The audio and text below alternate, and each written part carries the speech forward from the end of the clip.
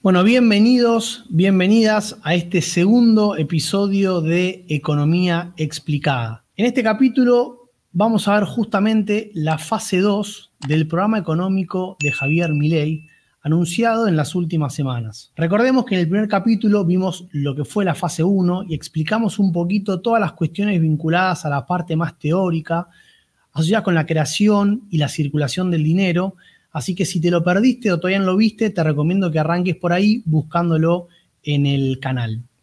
De todas maneras, arranquemos haciendo un breve repaso de eso porque nos va a servir como introducción para poder lanzarnos luego a analizar esta segunda fase del programa económico. Decíamos que para Milei lo fundamental es el tema del exceso de emisión de pesos en la economía, ¿no? Entonces, para esto lo primero que tenemos que entender justamente es cómo circulan los pesos, cómo se crean y cómo se destruyen, porque en realidad esto es lo que pasa todo el tiempo, ¿no? Hay pesos que están creando por un lado y que se están absorbiendo o sacando de circulación por otro. Así que ahí, digamos, lo que yo planteaba un poco en el primer capítulo era la idea de pensar esto como una cisterna, ¿no? Digamos, básicamente expliquemos cómo funciona este sistema que está en cualquiera de las casas. Fíjense que nosotros tenemos un tanque en el cual ingresa agua a través de una canilla. Ese tanque tiene un flotante que detecta si el nivel de agua dentro de ese tanque es el correspondiente o no, y en función de eso también tiene una salida,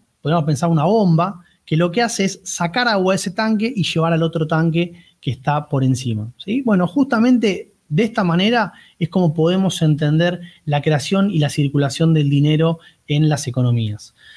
Por un lado, tenemos varias canillas de emisión de dinero, como son el financiamiento del déficit fiscal, el pago de los intereses de los pasivos remunerados, la deuda del Banco Central, de lo que vamos a hablar bastante en este capítulo, y también el tema de la compra de dólares, ¿sí? Cuando el Banco Central compra dólares, lo que está haciendo es, obviamente, entregar a cambio pesos, con lo cual está inyectando dinero en la economía. Entonces, ese dinero ingresa en esta economía y justamente uno puede pensar como el nivel de agua que tenemos en ese tanque, ¿no? Entonces, lo que hace el Banco Central, justamente una de sus principales tareas, es la de monitorear esta cantidad de dinero en circulación, ¿no? Pensemos en ese flotante que estábamos viendo en ese gráfico, y en función de eso, si le parece correcta la cantidad de agua, es decir, la cantidad de dinero, no hace nada. Ahora bien, si por algún motivo creyera que hay mucho y no circulando, lo que va a hacer el Banco Central es sacar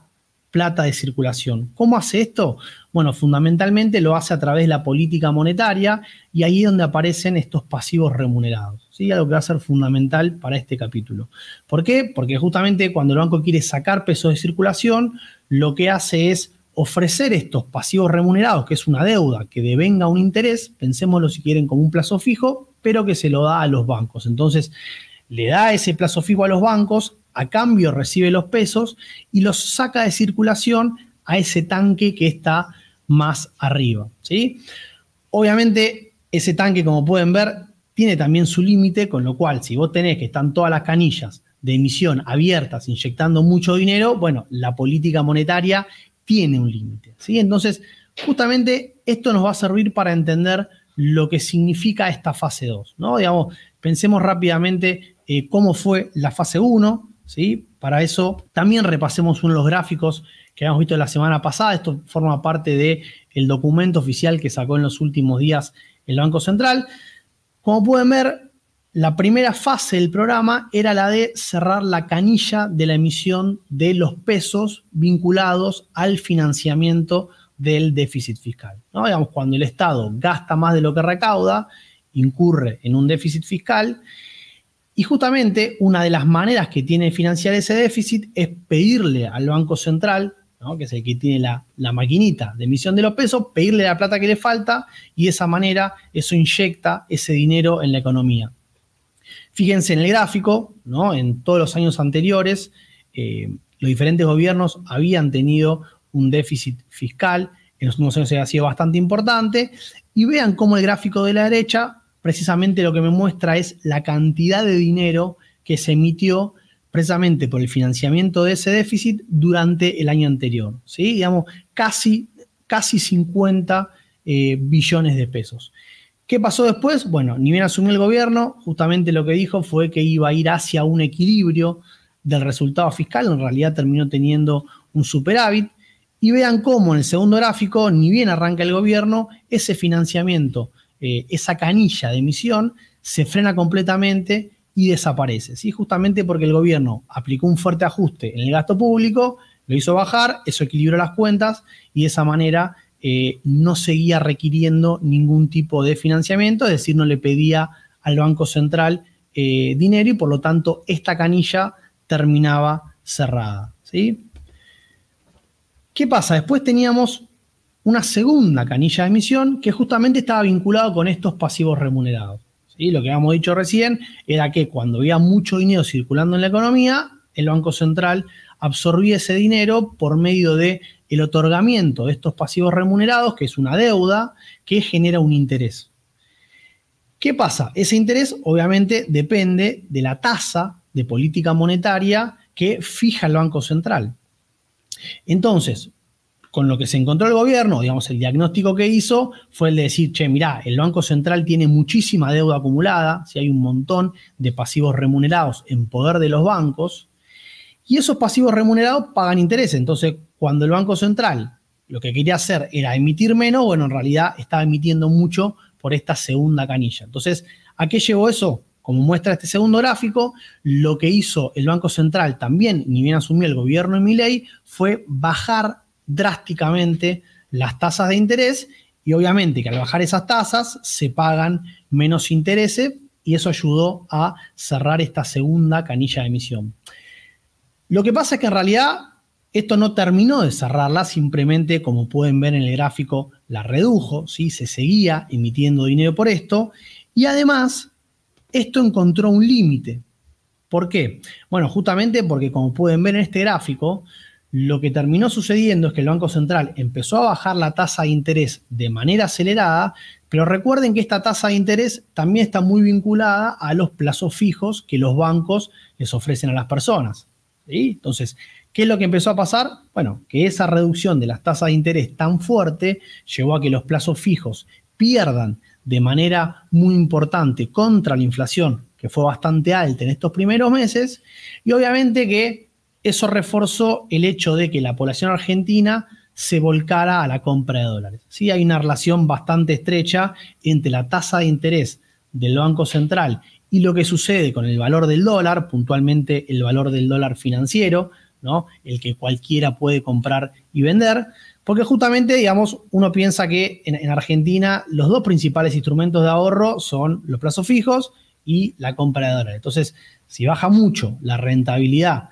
que te ofrece el plazo fijo, eso hace que haya gente que se vuelque a la compra de dólares y eso es un poco lo que está reflejando este gráfico, ¿sí? Fíjense, lo que está mostrando ahí, por un lado, es la tasa de variación del tipo de cambio oficial. Esto lo habíamos visto la semana anterior, ¿no? El gobierno anunció un ancla nominal por este lado. Básicamente esto significa que fijó la variación del dólar oficial al 2%, por eso en una línea constante.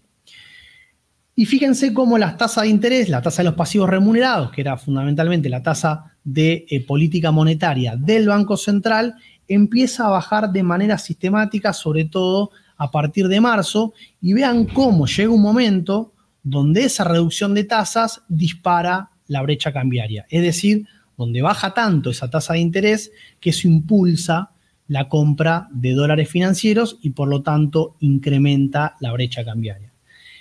Esto justamente lo que fue detectado por el gobierno es que era una muestra de que se estaba agotando esta fase 1 y particularmente el hecho de que el Banco Central no podía seguir reduciendo la tasa de interés, lo cual afectaba a esta segunda canilla de emisión porque seguía emitiendo intereses por el lado de los pasivos remunerados.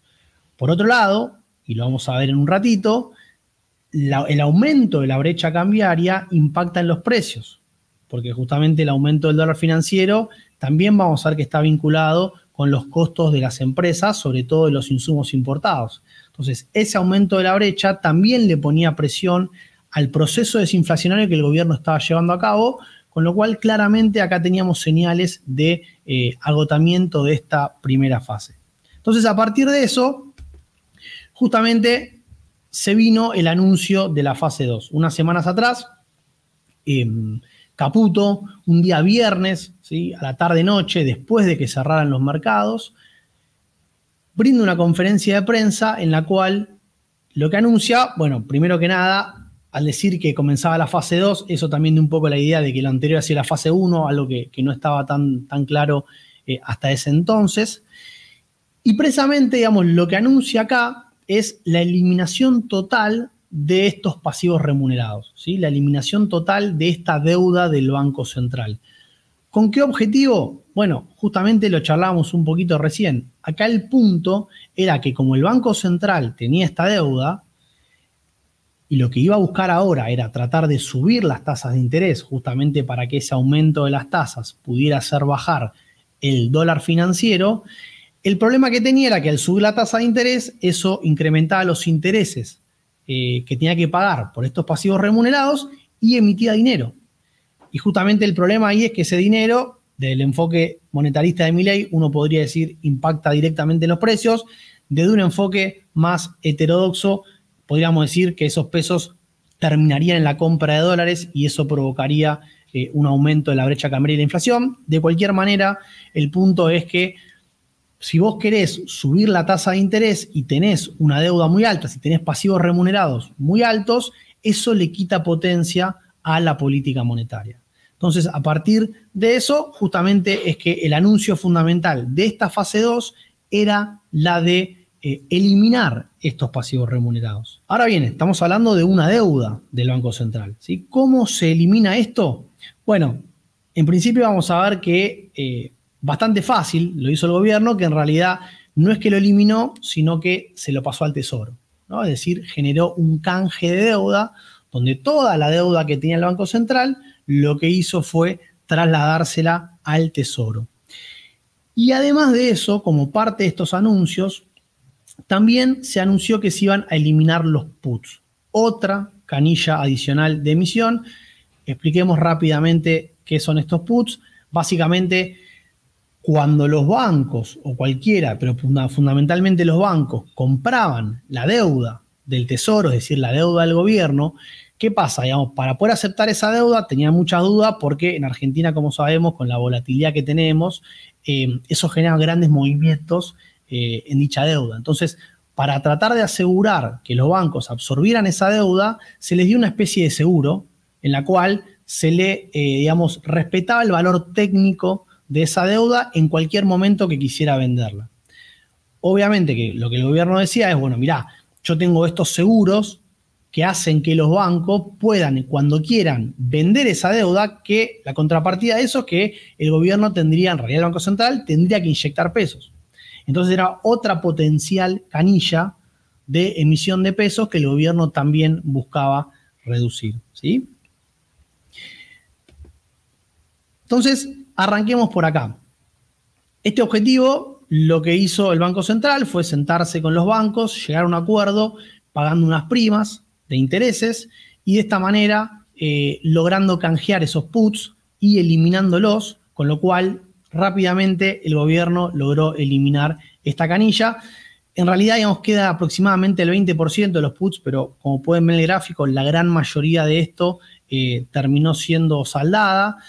Y también, como pueden ver en el gráfico, era una cuestión bastante relevante, porque fíjense que potencialmente el pico de estos puts representaban más de una base monetaria, es decir, toda la cantidad de dinero que estaba circulando en la economía, más que nada billetes y monedas. ¿Sí? Entonces, primer objetivo de la fase 2, que fue resuelto en los últimos días, fue la de acordar con los bancos y de esta manera eliminar los puts.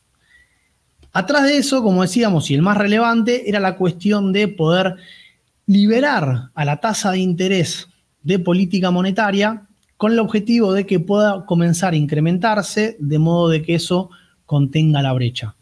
¿Pero qué había que hacer en este caso? Bueno, precisamente porque el problema acá era que se incrementaban los intereses. Fíjense que lo que este gráfico está mostrando, como en todo lo que fue el 2023, se emitía mucho dinero por el pago de los intereses de los pasivos remunerados, ¿sí? Aproximadamente entre 1 y 2 billones de pesos mensuales. Entonces, como decíamos antes, lo que hizo el Banco Central fue agarrar toda esta deuda y trasladársela al gobierno, ¿sí? En lo que se conoce como las LEFI, las letras fiscales de regulación de la liquidez. O sea, el Banco Central dejaba de tener la deuda y esa deuda se la pasaba al Tesoro, ¿sí? Esto obviamente, como pueden ver en este gráfico, llevó a que los pasivos remunerados desaparecieran, ¿sí? Además, este gráfico que muestra un poco la evolución de esta deuda del Banco Central desde el 2003, fíjense cómo en los momentos de tensión cambiaria es donde esta deuda más incrementa. ¿Por qué? Bueno, porque como contrapartida, precisamente lo que tenemos al Banco Central subiendo las tasas de interés para tratar de contener al dólar y de esa manera obviamente incrementando los intereses y también el propio stock de esa deuda. Entonces, en la crisis subprime de 2007-2008 tenemos un pico, después tenemos otro pico relativamente pequeño a la salida de la unificación cambiaria de 2015, cuando asume Macri. Después tenemos un periodo de fuerte incremento de esa deuda que termina en marzo del 2018, cuando el gobierno anuncia que va a acudir al Fondo Monetario. Eso provoca una devaluación muy importante del dólar y eso desploma estos pasivos remunerados. Y bueno, cómo a partir de ahí crecen de manera importante durante la última gestión de Alberto Fernández, fundamentalmente por el tema de la pandemia, que obligó a que el gobierno saliera a gastar de manera, digamos, por montos muy importantes, y obviamente al no tener mecanismos de financiamiento, recordemos que estábamos atravesando un proceso de reestructuración de la deuda, gran parte de ese déficit fiscal fue financiado a través de la inyección de dinero, que luego el Banco Central lo absorbía a través de los pasivos remunerados. Entonces eso llevó a que se incrementaran de manera sostenida, ¿sí? Entonces, a partir de eso, con el acuerdo de estos últimos días, bueno, esos pasivos remunerados desaparecen. ¿Pero qué sucede? ¿Sí? Como decíamos recién, no es que desaparecen por arte de magia de la economía, no, es una deuda que ahora pasa a estar a manos del Tesoro. Este gráfico lo muestra de una manera bastante clara. O sea, la deuda total, que es la suma de la deuda que tienen el Banco Central y el Tesoro, sigue prácticamente igual, es decir, no se redujo. Lo que hubo fue un cambio de manos, donde, como pueden ver, se redujo de manera importante la deuda del Banco Central y obviamente que la contrapartida de eso es el aumento de la deuda del Tesoro. Entonces, toda esa deuda ahora pasa a manos del Tesoro, que va a ser el encargado de pagarla, y el Banco Central entonces, que ahora no tiene ninguna deuda, va a poder subir la tasa de interés sin que eso lo lleve a emitir dinero, ¿no? Pero bueno, si más o menos hasta acá vinieron siguiendo la discusión y lo que estamos diciendo, se estarán preguntando, che, pero para, alguien tiene que pagar esa deuda. Bueno, precisamente el encargado de pagarla ahora va a ser el gobierno. Antes el Banco Central la pagaba a través de la emisión de dinero, ahora el gobierno, que no tiene la maquinita y que el Banco Central no se la va a prestar, va a tener que pagarla de sus propios recursos. Y en realidad, esto significa que ahora, al incrementarse la deuda que tiene y al aumentar el pago de estos intereses, esto seguramente va a requerir un ajuste fiscal todavía más importante del que viene haciendo el gobierno. Y es más, como decíamos antes, si el objetivo del Banco Central es el de incrementar las tasas de interés para de esta manera tratar de contener al dólar financiero, justamente este aumento de la tasa de interés lo que va a hacer es incrementar el pago de la deuda que tiene que hacer el gobierno y por lo tanto va a llevar a un mayor ajuste. Eso precisamente está muy bien calculado en un trabajo que hizo los CEP, ¿sí? Una consultora, un centro de estudios, que precisamente, como pueden ver en el cuadro, lo que está mostrando es cuánto tiene que pagar el gobierno por los intereses de esta deuda en función de diferentes tasas de interés, diferentes escenarios que podrían darse, ¿no? Fíjense que hoy aproximadamente la tasa de interés del Banco Central, la tasa efectiva está en torno al 3%, con lo cual hoy automáticamente este traspaso de manos de la deuda implica un ajuste adicional del gobierno por 1,2 puntos del PBI, lo cual es un número importante. Pero si en los próximos meses la inflación comenzara a incrementarse o la brecha siguiera aumentando y el Banco Central decidiera aumentar las tasas de interés, fíjense cómo eso empieza a hacer que aumente el pago de los intereses de esta deuda que tiene que realizar el Tesoro y por lo tanto llega a un ajuste fiscal mucho más fuerte, ¿sí? En el caso que, por ejemplo, la tasa tenga que irse un 6%, es decir, que se duplique, lo cual tampoco es tan raro en Argentina porque pensemos que esto está en línea con la inflación, podría llegar a esos niveles o que se dispare la brecha cambiaria. Bueno, eso llevaría a que el ajuste que tiene que hacer el gobierno para poder afrontar esta deuda alcance 2,3 puntos del PBI. ¿Sí? Para tener una referencia, esto es muchísimo. Pensemos que digamos, el equilibrio, en realidad el superávit financiero que tiene el gobierno en este momento está en torno a los 2-3 puntos del PBI, apunta un número más alto, pero bueno, claramente en una economía que todavía sigue en recesión y en niveles bajos, un ajuste adicional podría ser un duro cimbronazo para la actividad económica, ¿sí? ¿Qué pasó acá? Bueno, la cuestión es que el anuncio de esta fase 2 no tuvo una buena recepción en el mercado, ¿sí? Acá, digamos, hay que poner en contexto un poquito el anuncio de la medida y cómo se hizo, ¿sí? Como decía anteriormente, Caputo anunció que esto lo iba a hacer un viernes a última hora, ¿sí? Después que cierran los mercados, con lo cual se especulaba con que iban a hacer anuncios importantes para que el mercado pudiera procesarlos y que el lunes cuando abriera no fueran malas noticias. Pero, lamentablemente, esto fue justamente lo que no sucedió, ¿sí? Digamos, ni bien se abrió el mercado el lunes, la brecha cambiaria comenzó a incrementarse un poco más, fundamentalmente porque en realidad las dudas principales del mercado, como habíamos visto la semana pasada, no estaban tanto en esta cuestión de la tasa de interés, sino más bien en la cuestión de lo que suceda con los dólares. Fundamentalmente el hecho de que el tipo de cambio se estaba apreciando de manera sostenida y además el hecho de que el Banco Central no estaba acumulando los dólares suficientes. Sumado a eso, otra cuestión que el mercado venía insistiendo bastante era, bueno, ¿cuándo iban a empezar a quitar las regulaciones cambiarias? ¿Sí? ¿Cuándo iban a empezar a salir del cepo? Lo cual había sido una promesa muy importante de Milei, que hasta ese entonces no había habido ningún tipo de novedad y justamente el día del anuncio de esta fase 2, no solamente no hubo anuncios, sino que la respuesta de Caputo a una de las preguntas fue no hay fecha clara para la salida del cepo. Entonces, toda esta combinación de cuestiones llevó a que los anuncios no fueran bien tomados por el mercado. Y fíjense, acá se ve bastante clarito en el gráfico, ¿no? El 29 de junio fue la conferencia de prensa de Caputo. Vean cómo la brecha cambiaria ya estaba aumentando, ¿sí? Llevaba varios días de aumento. Ahí se hacen los anuncios que no son bien tomados por el mercado y vean cómo luego de los anuncios la brecha cambiaria sigue incrementándose, ¿sí? A la par tenemos el riesgo país, ahora vamos a charlar un poquito de eso. Pero como no fueron suficientes los anuncios, a los pocos días hay un nuevo anuncio, ¿sí? Lo que podríamos llamar la fase 2,5.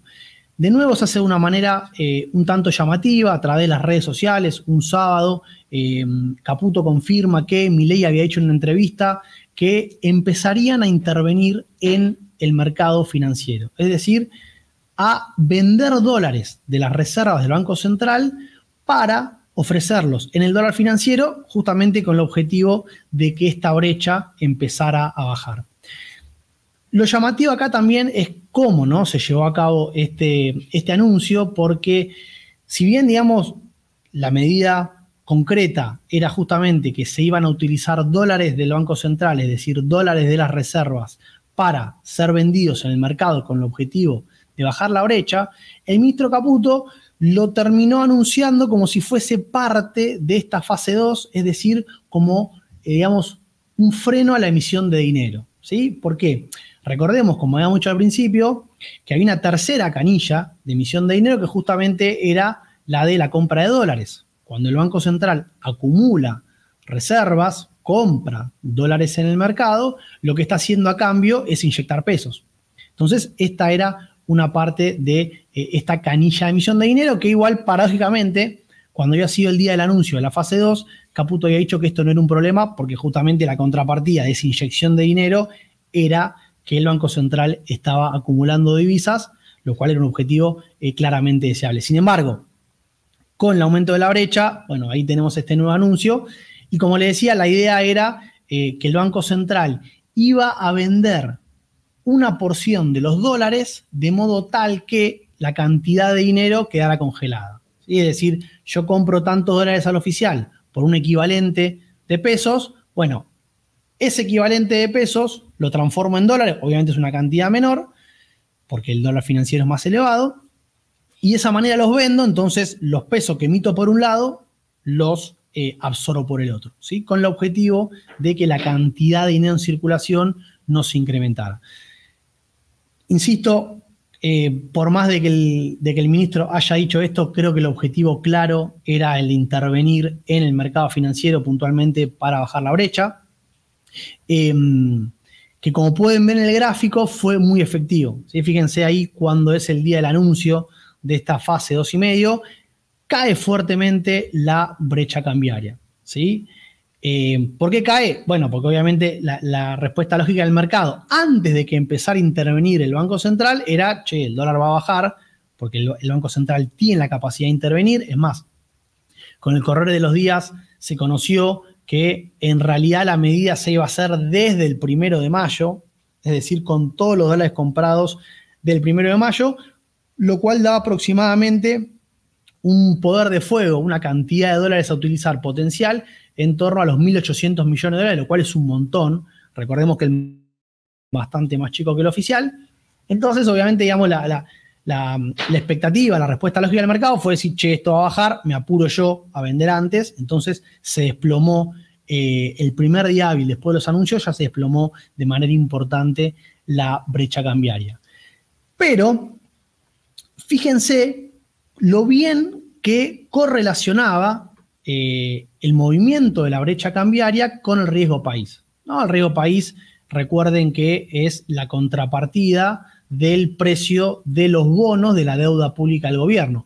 Uno podría decir algo así como un termómetro de cómo el mercado ve la capacidad de pago del gobierno. Si el riesgo país sube, es que el mercado está diciendo, che, veo menos chance de que el gobierno pague la deuda. Si el riesgo país baja es, bueno, el gobierno está fortaleciendo y por lo tanto hay mayor capacidad de pago.